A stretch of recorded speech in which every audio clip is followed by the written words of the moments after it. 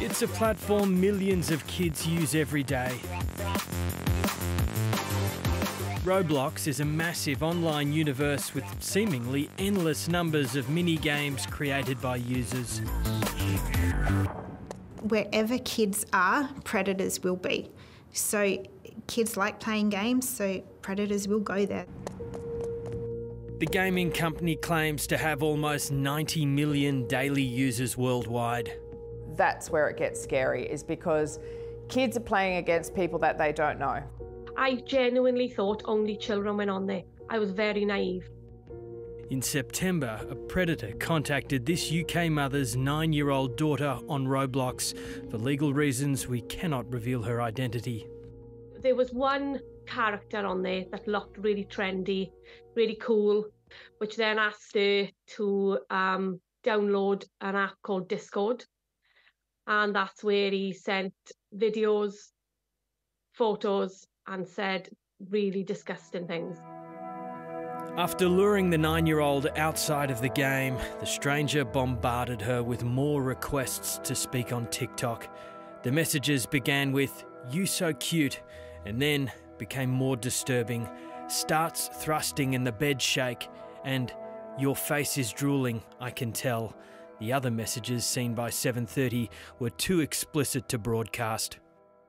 There was things said in there that she didn't understand, and he told her to Google it. Things that she shouldn't know at 9 years old. The mother reported the player to police, who passed it on to Interpol. The man was eventually tracked down to Minnesota in the US. Police there have confirmed to 7:30 there is an open and ongoing investigation. I think he should be banned. I really think he should be just gone. Who's seen adult kind of behaviour in Roblox? Something that you've kind of gone, oh, don't want to see that. All right. In the New South Wales Hunter Valley at Scone Grammar School, almost every Year 3 and 4 student in this class has played Roblox. Who's been asked to be someone's boyfriend or girlfriend? Straight up, not in trouble. Okay. Who's been asked... Kira Pendergast is an online safety educator who has spoken to 800 schools across Australia. She says the majority of her online safety presentations are about Roblox. Who's ever had someone say, follow me on Snapchat or follow me on TikTok or follow me on Discord or something like that from Roblox that you were playing against? This is the most important thing you're going to hear all day to keep you safe on a game, okay? If you treat Roblox like it's a giant shopping centre, if someone asks you to be boyfriend or girlfriend, you see people laying around in their undies, someone offers you money to do something, or someone asks you to follow them onto Snapchat or TikTok, you need to immediately tell your trusted adult. Do you think you can do that for me? Yeah. Because that's what's going to keep you safe. Roblox's net worth is currently more than 49 billion Australian dollars. In October, Roblox was described by financial investment firm Hindenburg Research as an X-rated pedophile hellscape, which is exposing children to grooming, pornography, violent content and extremely abusive speech. It's a claim Matt Kaufman, Chief Safety Officer for Roblox, denies. I think the characterizations that some in the media say about, the safety on Roblox isn't really reflective of what's happening on the platform. Games like Survive Diddy, Escape to Epstein Island, strip clubs and other games encouraging violence were flagged with the company and taken down. But when 7:30 logged on in November, games like Public Bathroom and even Throw Bricks at Homeless People were available. For that type of content, we will remove it. If we're notified by the community, then we'll take action against it, and we'll work with the developers in some cases to adjust content to make it appropriate. There is a tab called Privacy and Content Maturity.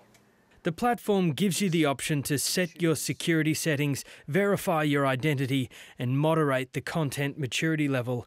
But one of the biggest concerns levelled at Roblox is the ability for users to message each other directly through games.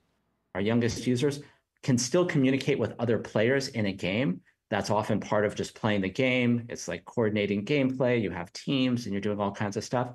But outside of the game, our users under 13 are no longer able to have one-on-one communication with each other. The federal government last week passed new legislation banning access to social media for under 16s in an attempt to mitigate harm to young people. But despite Roblox's chat functions, gaming apps and messaging apps do not fall under the scope of the new laws. When we think about social media and Roblox, we think Roblox is just very different. We're watching what's happening in Australia, and we're eager to partner with the government to figure out what makes the most sense for operating in Australia. Federal police who tackle the worst crimes on the internet say predatory behaviour often starts with enticements.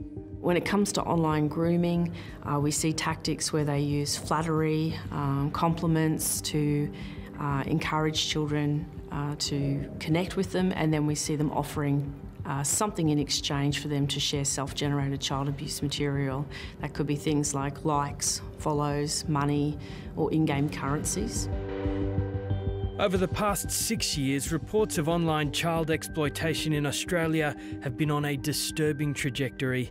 In the last 12 months, more than 58,000 reports have come to Australian authorities, a yearly jump of more than 45%. The majority of those reports have come from the National Centre for Missing and Exploited Children in the US. That might be online grooming, a report of online grooming. It could be a report that someone is creating and circulating child abuse material, or it might be a report of sextortion, for example. We also see reports of self-generated child abuse material that might have no criminal intent, where young people themselves have created it. These reports are sent straight here to the Australian Centre to Counter Child Exploitation, run by the AFP. 7:30 has been given a rare glimpse inside. Leanne, can you tell us where are we right now? So right now we're standing in the ACE. This is behind me is the Child Protection Triage Unit, the CPTU. It's kind of like the front door to the ACE. They receive the majority of the reports that the ACE and the AFP receives. Never before has this level of access been granted inside the triage unit. The investigative team here are the first to see the mountain of explicit material involving Australians. Describing the work as confronting is an understatement. They've got to view some horrific, abhorrent material. It takes a certain personality. It's an opt-in area. Not everyone can do it, and the AFP acknowledges that not everyone can do it. From here, these reports are sent out to state and territory police. Time is of the essence. After a report came through in October, the unit identified a perpetrator and victim in regional New South Wales within hours. We were able to forward that out to our colleagues who were able to, the following day, arrest the offender and remove that child from harm. Within 24 hours, what message does that say to an online predator? That we're coming for you. The message to parents is to join your child's online world to keep them safe. Play the game with them, know how it works. Ask your kid, what's this function and what does this do? And then you'll see where an offender could get in contact with your child.